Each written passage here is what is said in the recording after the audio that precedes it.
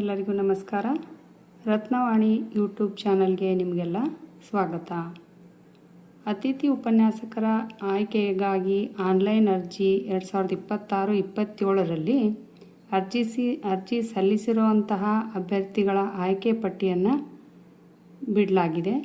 ದಯವಿಟ್ಟು ಅದನ್ನು ಮೊದಲು ಚೆಕ್ ಮಾಡಿಕೊಳ್ಳ್ರಿ, ಅದರಲ್ಲಿ ನಿಮ್ಮ ಹೆಸರೆಲ್ಲ ಇದೆಯೋ ಇಲ್ಲವೋ ಅಂತ ಚೆಕ್ ಮಾಡಿ. ಆ ನಂತರ ನೀವು ಅದನ್ನು ಎಡಿಟ್ ಮಾಡೋದಕ್ಕೂ ಸಹ 2 ದಿನಗಳ ಅವಕಾಶವನ್ನು ಕಲ್ಪಿಸಲಾಗಿದೆ. ಇದನ್ನು ಯಾವ ರೀತಿ ಓಪನ್ ಮಾಡೋದು ಅನ್ನೋದನ್ನು ನಿಮಗೆ ಮತ್ತೊಂದು ಸತಿ ತೋರಿಸ್ತೇನೆ ನೋಡಿರಿ. ಮೊದಲಿಗೆ ಕ್ರೋಮ್ ಬ್ರೌಸರನ್ನು ಓಪನ್ ಮಾಡಿಕೊಳ್ಳ್ರಿ. ಕ್ಲಿಕ್ ಮಾಡಿರಿ.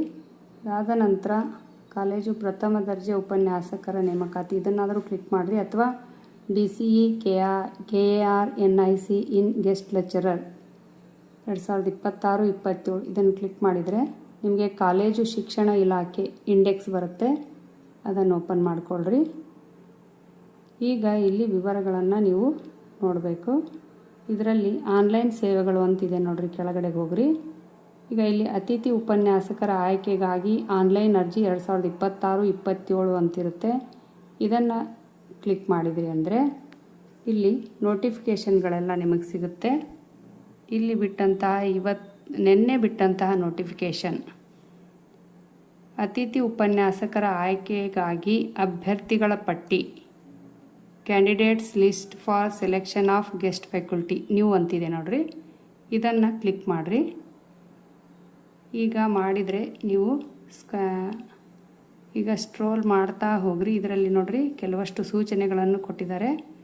List of candidates submitted online applications for selection of guest faculty for 2026-27 ಅಂತಿದೆ. ಈಗ ಇಲ್ಲಿ ಸೂಚನೆಗಳನ್ನು ಸಹ ಕೊಟ್ಟಿದ್ದಾರೆ. ಅಭ್ಯರ್ಥಿಗಳು ಆನ್ಲೈನ್ನಲ್ಲಿ ಅಪ್ಲೋಡ್ ಮಾಡಿದ ಮಾಹಿತಿಯ ಆಧಾರದ ಮೇಲೆ ಕೆಳಗಿನ ವಿವರಗಳನ್ನು ಪ್ರದರ್ಶಿಸಲಾಗಿದೆ. ಪ್ರದರ್ಶಿತ ಮಾಹಿತಿಯನ್ನು ಅಭ್ಯರ್ಥಿಗಳು ಎಚ್ಚರಿಕೆಯಿಂದ ಪರಿಶೀಲಿಸಿ ಅದು ಪ್ರಮಾಣ ಪತ್ರಗಳು ಮಾರ್ಕ್ಸ್ ಕಾರ್ಡ್ಗಳಿಗೆ ಸರಿಯಾಗಿ ಹೊಂದಿಕೆಯಾಗುವುದನ್ನು ಖಚಿತಪಡಿಸಿಕೊಳ್ಳಬೇಕು. ಯಾವುದೇ ವ್ಯತ್ಯಾಸ ಕಂಡುಬಂದಲ್ಲಿ ಅಭ್ಯರ್ಥಿಗಳು ತಕ್ಷಣವೇ DCE ಪೋರ್ಟಲ್ನಲ್ಲಿ ಅಪ್ಲೋಡ್ ಮಾಡಿದ ಅರ್ಜಿಯನ್ನು ತಿದ್ದುಪಡಿ ಮಾಡುವ ಮೂಲಕ ಸರಿಪಡಿಸಬೇಕು. ಇನ್ನು 4ನೇ ಸೂಚನೆ, ಆನ್ಲೈನ್ ಅರ್ಜಿಗಳನ್ನು ತಿದ್ದುಪಡಿ ಮಾಡುವ ಅವಕಾಶ 24 ಜುಲೈ 2026 ಸಂಜೆ 5:30 ಗಂಟೆಯವರೆಗೆ ಲಭ್ಯವಿರುತ್ತದೆ. ಇನ್ನು ಕೊನೆಯ ಸೂಚನೆ, ತಿದ್ದುಪಡಿ ಮಾಡುವ ಕೊನೆಯ ದಿನಾಂಕದ ನಂತರ ಯಾವುದೇ ತಿದ್ದುಪಡಿ ಅವಕಾಶ ನೀಡಲಾಗುವುದಿಲ್ಲ. ಇಲ್ಲಿ ಕರೆಕ್ಟಾಗಿ ನೀವು ಈ ಸೂಚನೆಗಳನ್ನು ಓದ್ಕೊಳ್ಬೇಕಾಗುತ್ತೆ. ಯಾಕಂದರೆ 24ನೇ ತಾರೀಕು ಸಾಯಂಕಾಲ 5:30ವರೆಗೆ ಮಾತ್ರ ಅವಕಾಶವನ್ನು ಕಲ್ಪಿಸಿದ್ದಾರೆ. ಇಲ್ಲಿ ಲಿಸ್ಟನ್ನು ಸಹ ಕ್ಯಾಂಡಿಡೇಟ್ಸ್ ಲಿಸ್ಟನ್ನು ಸಹ ಬಿಟ್ಟಿದ್ದಾರೆ. ನೀವು ಇದನ್ನು ಕರೆಕ್ಟಾಗಿ ನೀವು ಮಾರ್ಕ್ಸ್ ಎಂಟ್ರಿ ಮಾಡೋದಾಗಿರ್ಬೋದು, ಇದರಲ್ಲಿ ಎಲ್ಲವೂ ನಿಮಗೆ ಸಿಗುತ್ತೆ. ನೀವು ನಿಮ್ಮ ಹೆಸರನ್ನು ಇದರಲ್ಲಿ ಸಬ್ಜೆಕ್ಟು ಮತ್ತು ಹೆಸರನ್ನು ಹುಡುಕಿದ್ರಿ ಅಂದರೆ ಅದರ ಮುಂದೆ ನೀವು ಅಪ್ಲೋಡ್ ಮಾಡಿರೋ ಅಂತಹ ಕೆಟಗರಿ ಸಹ ಮಾಡಿದರೋ ಇಲ್ವೋ ಅನ್ನೋದು ಸಹ ಗೊತ್ತಾಗುತ್ತೆ. ಇಲ್ಲಿ ನೋಡ್ರಿ, ಕೆಲವಷ್ಟು ಅಭ್ಯರ್ಥಿಗಳು ಕೆಟಗರಿಯನ್ನು ಎಂಟ್ರಿ ಮಾಡಿರೋದಿಲ್ಲ. ಇಲ್ಲಿ ದಯವಿಟ್ಟು ಈ ಕೆಟಗರಿಯನ್ನು ಎಂಟ್ರಿ ಮಾಡಬೇಕಾಗುತ್ತೆ ನೀವು. ನಂತರ ನಿಮ್ಮ ಮಾರ್ಕ್ಸ್ ಸಹ PG ಪರ್ಸೆಂಟೇಜು ಕೊಟ್ಟಿದ್ದಾರೆ.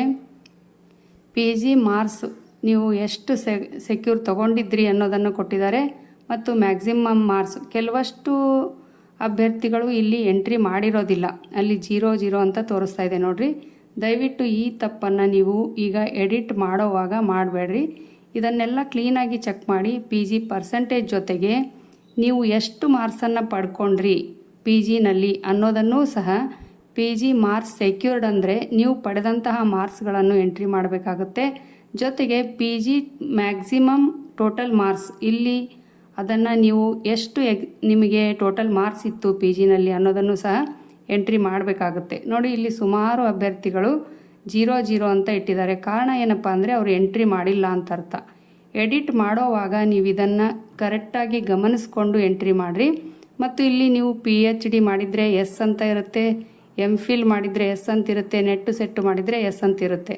ಇಲ್ಲಿ ನೋ ಅಂದರೆ ಇವರೆಲ್ಲ ಮಾಡಿಲ್ಲದೆ ಇರೋರು ಅಂತ ಅರ್ಥ ಮಾಡ್ಕೊಳ್ಬೇಕು.